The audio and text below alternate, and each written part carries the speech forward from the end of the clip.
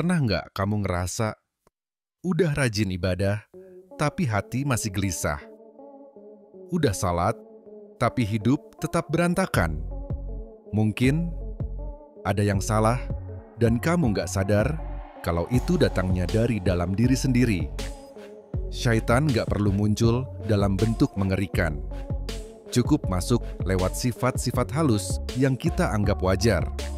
Padahal itu senjata mereka. Bukan sihir, bukan santet, tapi sifat dalam dirimu sendiri. Assalamualaikum warahmatullahi wabarakatuh. Selamat datang di channel Hidupin Hidup.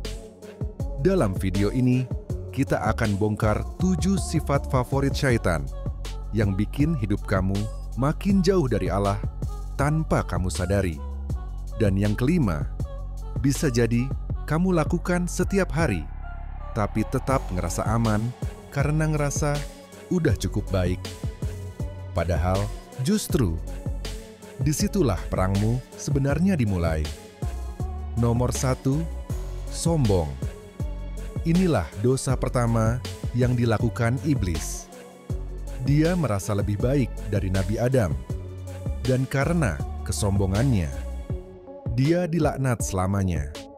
Syaitan senang kalau manusia ikut sombong, karena itu membuat kita buta akan kebenaran. Nomor 2, iri hati.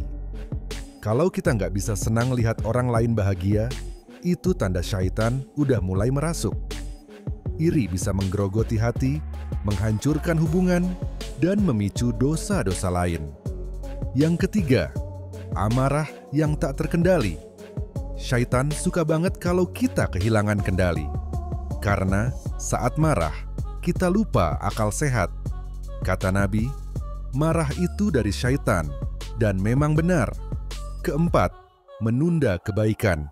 Mau sedekah, tapi nanti. Mau tobat, tapi belum siap. Syaitan pinter banget ngebisikin nanti. Padahal nanti bisa jadi terlambat. Nah ini dia, lalai dalam sholat. Ini sifat yang paling sering diabaikan. Sholat dilakukan, tapi nggak khusyuk. Gerak cepat, pikiran melayang, hati kosong. Syaitan senang kalau tubuh kita ruku dan sujud, tapi hati kita sibuk dengan dunia. Keenam, tamak. Nggak pernah puas. Apapun yang dimiliki, selalu merasa kurang.